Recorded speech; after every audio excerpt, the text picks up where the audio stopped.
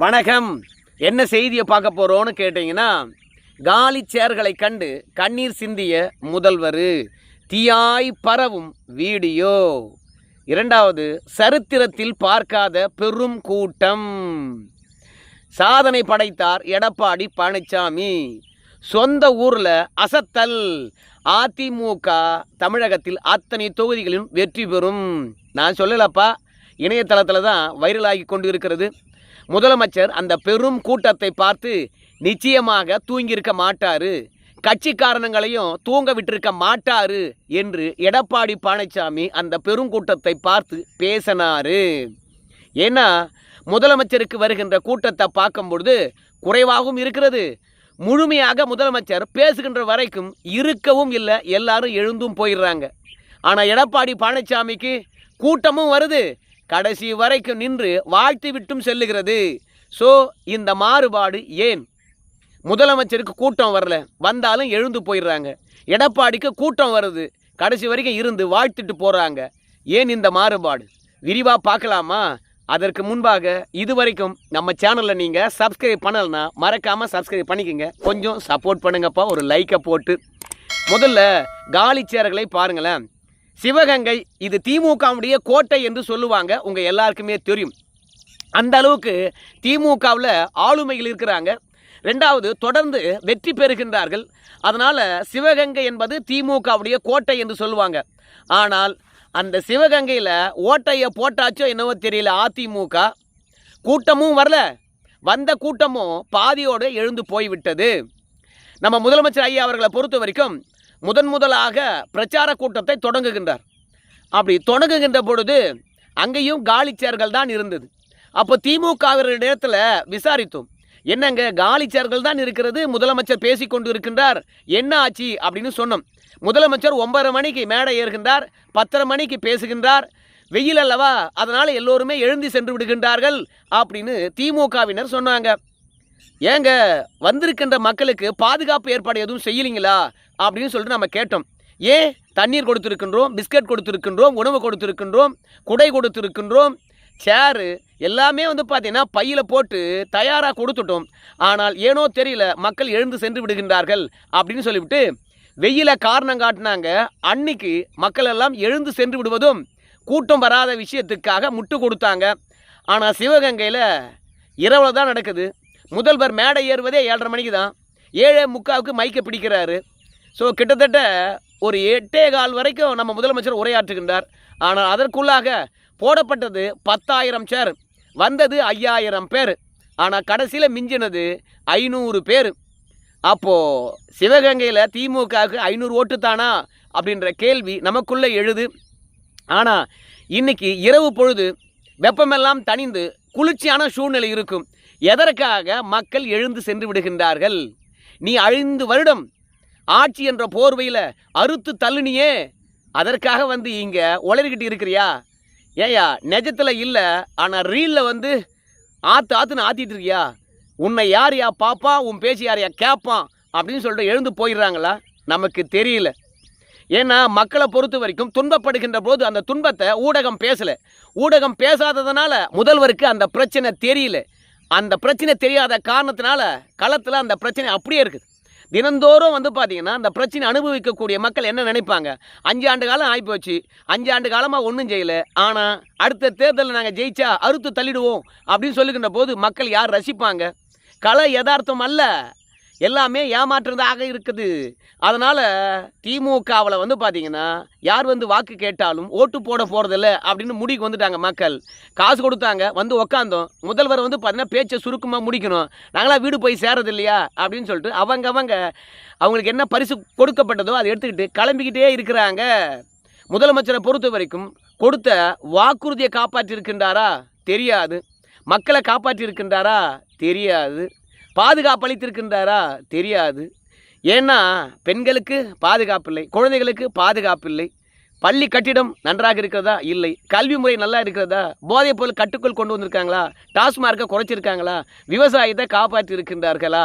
மருத்துவமனையை நல்லா பராமரித்து இருக்கின்றார்களா? நில அபகரிப்பு புகார் இல்லவே இல்லையா? திமுக காரனுடைய கட்ட பஞ்சாயத்து இல்லவே இல்லையா? ஸோ எதுவுமே திமுக ஆட்சி வந்த பிறகு குறையவே இல்லை என்றால் அன்றைக்கி அதிமுகவை குறை சொல்லிவிட்டு ஆட்சி கட்டில் ஏறின நீங்கள் என்னத்தை செஞ்சீங்க? ஸோ அதனால் மக்களை பொறுத்த வரைக்கும் வெறுப்பாயிட்டு இருக்காங்க போல இருக்குது. அதனால் மேடை ஏறி உண்மைக்கு புறம்பாக பேசுகின்ற போது எங்கள் காதுகள் என்ன பாவம் பண்ணிச்சு நீ சொல்கிற பொய்யெல்லாம் கேட்குறதுக்கு அப்படின்னு சொல்லிட்டு எழுந்து போயிடுறாங்களோ என்னவோ தெரியலப்பா. இரவு பொழுதில் கூட நம்ம முதலமைச்சர் அவர்கள் பேசி முடிக்கின்ற வரைக்கும் அந்த கூட்டமானது அங்கே இல்லவே இல்லை, கிளம்பி போயிட்டே இருக்கிறாங்க. ஸோ முதல்வர் வந்து பார்த்திங்கன்னா மேடையிலே வந்து கண்டித்தார். என்னையா ஏற்பாடு பண்ணுறீங்க? ஒரு கூட்டம் வந்து உட்காருது, பேச ஆரம்பித்த உடனே எல்லாம் எழுந்து போயிட்டே இருக்காங்க. நான் யாருக்காக பேசுகிறேன்? தேர்தல் நேரத்தில் கூட நம்முடைய வாக்குறுதியை கேட்குறதுக்கு மக்கள் உட்காரலன்னா என்ன கூட்டத்தை ஏற்பாடு பண்ணுறீங்க? காலி சேர்களுக்கு முன்பாக நான் எழுந்து நின்று பேசிகிட்டே இருக்கணுமா? 500 பேர் இருக்கிறான், அந்த 500 பேரை நம்ம கட்சிக்காரன் நம்முடைய தேர்தல் அறிக்கை படிச்சிருக்க மாட்டானா? அதிமுகவுடைய தோல்விகளையும் பாஜகவுக்கு அடிமையாக இருக்கக்கூடிய எடப்பாடி பழனிசாமி பற்றியும் நான் பொதுமக்கள் மத்தியில் தானே பேசணும். ஏன் உங்களுக்கு மத்தியில் பேசணுமா? நீங்கள் போய் அதிமுக பற்றியும் அதிமுக அடிமைத்தனத்தை பற்றியும் கீழடி பற்றியும் வீடு விட போய் பேச மாட்டீங்களா? நான் பேச வந்தது பொதுமக்களுக்கு. யாராவது ஒரு பொதுமக்கள் உட்காந்துருக்காங்களா? என்ன பொதுக்கூட்டம் ஏற்பாடு பண்ணுறீங்க அப்படின்னு மேடையில் கடிந்து கொண்டு உரையை 33 நிமிஷத்துலேயே முடிச்சுக்கிட்டு அவர் கிளம்பி போயிட்டார். ஆனால் உடன்பிறப்புகள் எப்படி சொல்ல முடியும்? நீங்கள் பேசுகிறது லாஜிக்காகவே இல்லைங்க. நீங்கள் எதாவது செஞ்சுருந்தீங்கன்னா உட்காந்து கேட்பாங்க. ஆனால் எதுவுமே செய்யாமல் வந்து மேடை மேலே ஏறிக்கிட்டு ஆற்றுனா அதாங்க போயிடுறாங்க அப்படின்னு சொல்ல முடியுமா? ரசிக்கும்படி இல்லைங்க. அதுலேயும் எல்லா பொதுக்கூட்டத்திலையும் வந்து பார்த்திங்கன்னா அரைச்சமாகவே அரைக்கிறீங்க. எப்போதும் மோடி என்ற பூதத்தை காட்டுறீங்க, பாஜக என்ற பிசாசை காட்டுறீங்க. அது எத்தனை தேர்தலுக்கு எடுப்பணும்? ஏதாவது ஒரு தேர்தலுக்கு சொன்னால் பரவாயில்ல, பாஜக வந்துடும், அதோட அமித்ஷா தான் ஆளுவார், அண்ணாமலை ஆளுவார், எச் ராஜா ஆளுவார், எடப்பாடிலாம் ஆள மாட்டார் அப்படின்னு ஏதாவது ஒரு தேர்தலுக்கு சொன்னால் பரவாயில்ல. ஒவ்வொரு தேர்தலுக்கும் அதே மாதிரி சொன்னால் எத்தனை முறை உட்காந்து ரசிப்பாங்க? எல்லாம் பழங்கதையாக போயிடாது. அதனால் உண்மைக்கு நெருக்கமாக இருக்கணும் முதலமைச்சரை, இல்லைன்னா மக்கள் எழுந்து போயிடுவாங்க அப்படின்னு வந்து உடன்பிறப்புகளால் முதலமைச்சரை சொல்ல முடியுமா? அதனால் நாங்களும் தான் காசு கொடுக்குறோம், பஸ்ஸை விட்றோம், ஆட்களை கூட்டின்னு வரோம், முதலமைச்சர் பேசி முடிக்கிற வரைக்கும் இருக்கணுமா அப்படின்னு சொல்கிறோம். ஆனால் கட்டியாக போட முடியும், அவங்கவுங்க எழுந்து போயிட்டே இருக்கிறாங்க அப்படின்னு திமுக உடன்பிறப்புகள் மனசுக்குள்ளேயே நொந்துக்கிட்டாங்க. ஏன்னா முதலமைச்சர் பேசுகின்ற பொதுக்கூட்டத்தில் ஆட்கள் இல்லாமல் காலி சேர் என்றால் எதிர்கட்சிக்காரங்க அதை எடுத்து போட மாட்டாங்க. செல்வாக்கை இழந்தது திமுக, இனி வருகின்ற தேர்தலில் டெபாசிட் வாங்குமா? தென் மாவட்டம் முழுவதும் திமுக கோட்டை என்று சொன்னாங்க. அந்த கோட்டையில் ஆளே இல்லாத இடத்துல டீ ஆற்றிட்டு இருந்தார் முதலமைச்சர். பேசுவாங்களா இல்லையா? எடப்பாடி பேசுகிறாரு இல்லையோ, ஆனால் அதிமுக ஐடி விங்ஸ் பேசுமா இல்லையா? அதிமுக ஐடி விங்ஸ் பேசுதோ இல்லையோ, விஜயுடைய ஐடி விங்ஸு விர்ச்சுவல் வாரியர்ஸு வச்சு செய்வாங்களா இல்லையா? இல்லை, நாம் தமிழ் கட்சிக்காரங்க மண்ணுக்கும் மக்களுக்கும் ஆனவர்களாக இருந்தால் ஏன் மக்கள் வந்து பார்த்திங்கன்னா இவங்க பேசுகின்ற போது எழுந்து போகிறாங்க? இவங்க மண்ணுக்கானவர்களும் அல்ல, மக்களுக்கானவர்களும் அல்ல அப்படின்னு விமர்சனம் பண்ண மாட்டாங்க. தேர்தல் நேரத்தில் அங்கே பொதுக்கூட்டம் காற்றாடினால் திமுகவுடைய செல்வாக்கு என்ன ஆகிறது? அதனால் முதலமைச்சரை பொறுத்த வரைக்கும் இனிமேல் கூட்டம் கடைசி வரைக்கும் உக்காரணும். இல்லையா அந்த கூட்டத்தை ஏற்பாடு பண்ணாதீங்க, நான் ரோட் ஷோ மட்டும் பண்ணிட்டு போகிறேன் அப்படின்னு சொல்லிட்டு போனாரா? என்ன பண்ணுறதுங்க, சட்டியில் இருந்தால் தானே அகப்பையில் வரும், ஆட்சி நல்லா செஞ்சுருந்தா தானே மக்கள் நின்று வாழ்த்திட்டு போவாங்க. ஆனால் இங்கே பாருங்கள், எப்போ ஆண்டார் எடப்பாடி, ஆனால் நம்ம முதலமைச்சருடைய சொந்த ஊரில் சரித்திரத்திலே இல்லாத அளவுக்கு ஒரு பெரும் கூட்டம் எடப்பாடி பழனிசாமியை வரவேற்று இருக்கிறது பாருங்கள். இதை எடப்பாடி பழனிசாமி எப்படி ரசிக்கிறார் தெரியுமா? முதலமைச்சருக்கு தூக்கமே வராது. நிச்சயமாக அவர் தூங்குறாரோ இல்லையோ, இந்த பெருங்கூட்டத்தை பார்த்து அமைச்சர் பெருமக்கள்கிட்டையும் இந்த கூட்டத்தை பற்றி சொல்லி அவங்களையும் தூங்க விட்டுருக்க மாட்டார். நம்மளுக்கு வராத கூட்டம் எடப்பாடிக்கு எப்படி வருது? நம்ம எல்லா டிவியும் வாங்கி வச்சுருக்கோம், எல்லா சமூக வலைதளத்தையும் வாங்கி வச்சுருக்கோம், நமக்குன்னு பேசுகிறதுக்கு வாடகை வாய்களை 300க்கும் மேற்பட்டவர்களை வாங்கி வச்சுருக்கோம். அப்படி இருந்தாலும் நமக்காக கூட்டம் வரல, எடப்பாடிக்கு எப்படி கூட்டம் வருது? எடப்பாடி பற்றி நம்ம தரகுறைவாக பேசுகிறோம். அதுலேயும் அண்ணாமலே சொல்லுவார், கனிமொழி அவர்களாக இருந்தாலும் எடப்பாடி பழனிசாமி தான் டேமேஜ் பண்ணுவாங்க, முதலமைச்சராக இருந்தாலும் எடப்பாடி பழனிசாமி பற்றி தான் தரகுறைவாக பேசுவார். அதுக்கப்புறம் உதயநிதியாக இருந்தாலும் சரி எடப்பாடி பற்றி தான் தரகுறைவாக பேசுவாங்க. இப்படி அத்தை, அப்பா, பையன் என்று சொல்லிட்டு 3 பேரும் எடப்பாடி பழனிசாமி ஆளுமையை தான் காலி பண்ணுவாங்க. அப்படி இருந்தாலும் எடப்பாடி பழனிசாமி மீது ஏதோ ஒரு ஈர்ப்பு இருக்கிறது இல்லையா? இவ்வளோ பெருங்கூட்டம் எப்படி வருது? அது முதலமைச்சர் தூங்கியிருக்க மாட்டார், அமைச்சர் பெருமக்களும் தூங்கியிருக்க மாட்டாங்க அப்படின்னு எடப்பாடி பழனிசாமி விமர்சனம் பண்ணுறாரு. ஆனால் இந்த விமர்சனத்துடன் இந்த பெருங்கூட்டத்துடன் நம்ம கடந்து போக போகிறோமா? கிடையாது. நேற்று நம்முடைய முதலமைச்சர் அவர்கள் எடப்பாடி பழனிசாமியை பார்த்து ஒரு கேள்வி கேட்டார். என்ன கேள்வி அப்படின்னு பார்க்கும்போது, ஏங்க இருமொழி கொள்கையை பற்றி அமித்ஷா கிட்ட பேசுவாரா எடப்பாடி பழனிசாமி?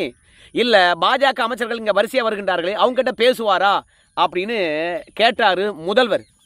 அதுக்கு எடப்பாடி பழனிசாமி என்ன சொன்னார் தெரியுமா? இந்திய திணிக்கிறாங்க அப்படின்னு சொல்கிறாங்க. இந்திய காங்கிரஸ் கட்சிக்கார மாதிரி திணித்த மாதிரி இன்னைக்கு எனக்கு தெரியல.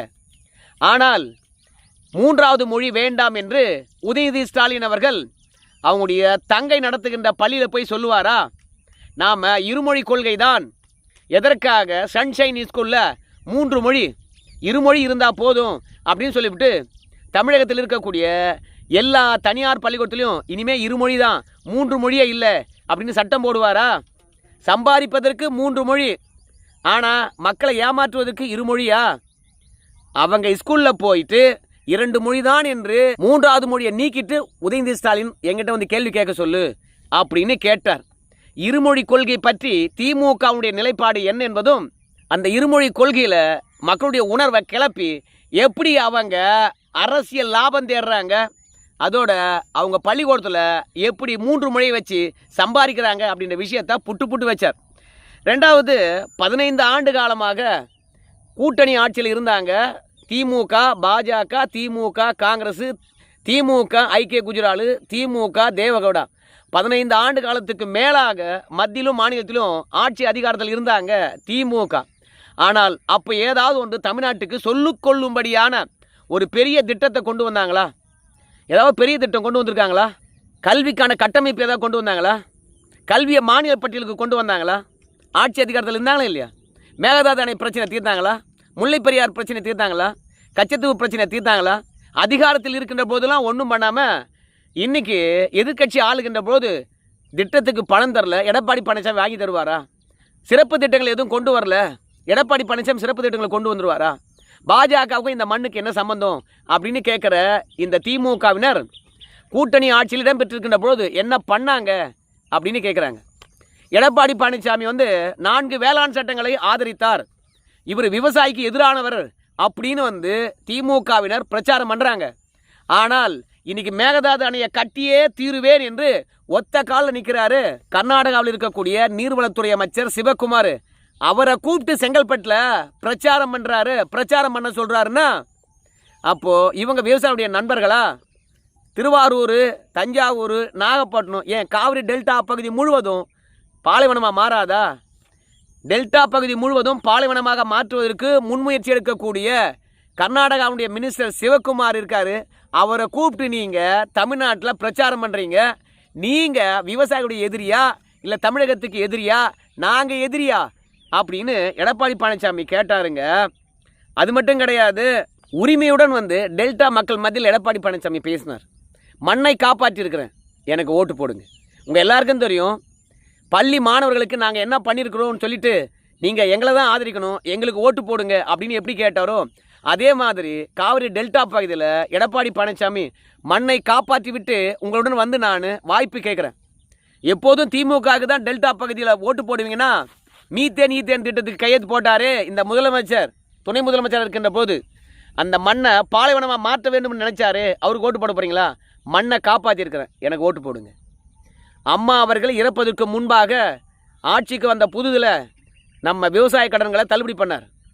நான் 2021 12,000 கோடிக்கு மேலாக 2வது முறையாக விவசாய கடனை தள்ளுபடி பண்ணியிருக்கேன். அது மட்டும் இல்லை, விவசாயிகளுக்கு குடிமராமத்து பண்ணி நான் ஒட்டுமொத்த கால்வாயும் தூர்வாரி தண்ணி எந்த விதமான தடங்களும் இல்லாமல் உங்களை சேருவதற்கான வாய்ப்புகளை ஏற்படுத்தியிருக்கிறேன். அது மட்டும் இல்லை, நான் இருக்கிற வரைக்கும் பயிர்கள் வாடிச்சா? நான் இருக்கிற வரைக்கும் நெற்கள் சேதமடைஞ்சுதா? ஆனால் நம்ம முதலமைச்சரை பொறுத்த வரைக்கும் உங்கள் நெல் ஆனது நனைஞ்சு போச்சா இல்லையா? முளைச்சி போச்சா இல்லையா? அதோட காவிரி டெல்டா பகுதிக்கு சரியாக நாங்கள் செப்டம்பர் 12 என்னவோ தண்ணியை திறந்துட்டோம் அப்படின்னு சொன்னவர் கடைமடை வரைக்கும் தண்ணி போல, அதை கண்டுக்கல. அதே மாதிரி விதைப்பானது கடைசி வரைக்கும் விளையல, தண்ணி இல்லாமல் காய்ந்தது. ஆனால் கர்நாடகாவுக்கு போனார், கூட்டணி பேசினாரே கண்டி ஆனால் கர்நாடகாவிலேருந்து தண்ணியை திறந்து உண்ணும்ன்ற எண்ணம் இல்லை, தண்ணியை கேட்கணும் என்று எண்ணம் இல்லை. ரெண்டாவது, தென் மாவட்டங்களில் பெருவெள்ளம் வருகின்ற பொழுதும் சரி கூட்டணி பேச்சுவார்த்தை நடத்த தான் போனார், மக்களை கண்டுக்கவே இல்லை. ஸோ மொத்தத்தில் காவிரி டெல்டா பகுதியாக இருக்கலாம், தென் மாவட்டங்களாக இருக்கலாம், மொத்தமாக கைவிட்டு விட்டு கூட்டணிக்காக உறவு வைத்து கொள்ளுகின்ற சுயநலவாதி நம்ம ஸ்டாலின் ஐயா. அவருக்கு ஓட்டா இல்லை உங்களை எல்லா விதத்திலும் காப்பாற்றிய எனக்கு ஓட்டா? புயல் வந்தது எப்படி நிவாரணம் கொடுத்தோம், வறட்சி வந்தது எப்படி நிவாரணம் கொடுத்தோம், உங்களை என்னைக்காவது நாங்கள் கைவிட்டுருக்குறோம் அப்படின்னு சொல்லுங்கள். உங்கள் மண்ணை காப்பாற்றிருக்கிற நான் சொல்கிறேன் ஒன்றே ஒன்று, உங்களுக்கு யார் நல்லது பண்ணியிருக்கிறாங்க அப்படின்னு நினச்சி ஓட்டு போடுங்க. உரிமுடைன்னு கேட்குறேன், புரியுதுங்களா? என் ஆட்சியில் குழந்தைகளுக்கு பாதுகாப்பு இருந்ததா, பெண்களுக்கு பாதுகாப்பு இருந்ததா, உங்கள் விவசாய நிலங்களுக்கு பாதுகாப்பு இருந்ததா? ஸோ சம்பாரிச்சதை சரியாக வீட்டுக்கு கொண்டு போய் சேர்த்தீங்களா? ஆனால் திமுக ஆட்சியில் அப்போ எதற்காக இந்த ஆட்சி வேண்டும்? உரிமையாக கேட்குறேன், தயவுசெய்து எனக்கு ஓட்டு போடுங்க அப்படின்னு சொல்லிட்டு திருவாரூரில் வந்து பார்த்திங்கன்னா திமுகவை திக்குமுக்காட வச்சாரோ இல்லையோ, மக்களையும் வந்து பார்த்திங்கன்னா கேள்வி கேட்டு திக்குமுக்காடி வைத்து விட்டார்.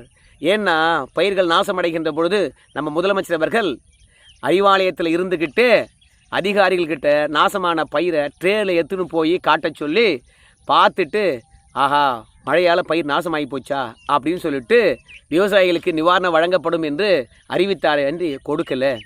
ஆனால் பயிர்கள் நாசமாகின்ற போது அந்த இடத்துக்கே வந்து மக்களை பார்த்து ஆறுதல் சொல்லிட்டு போனார். நான் எங்கே? அவர் ட்ரேவில் நாசமான பயிர்களும் முளைத்த நெல்லையும் பார்த்த நவீன விவசாயி ஸ்டாலின் எங்கே? பார்த்து ஓட்டு போடுங்க, மண்ணையும் மக்களையும் காப்பாற்றுகின்ற இந்த அதிமுகவுக்கு வாய்ப்பளிங்க அப்படின்னு கேட்டார். பார்க்கலாம், எடப்பாடிக்கு அளவில்லாத கூட்டம் தான் வருது, ஆனால் நம்ம முதலமைச்சருக்கு ஆளே இல்லாத சேர்கள் தான் இருக்குது. மாற்றமாகி போச்சு அரசியல் களம். உங்கள் கருத்தை சொல்லுங்கள். நன்றி.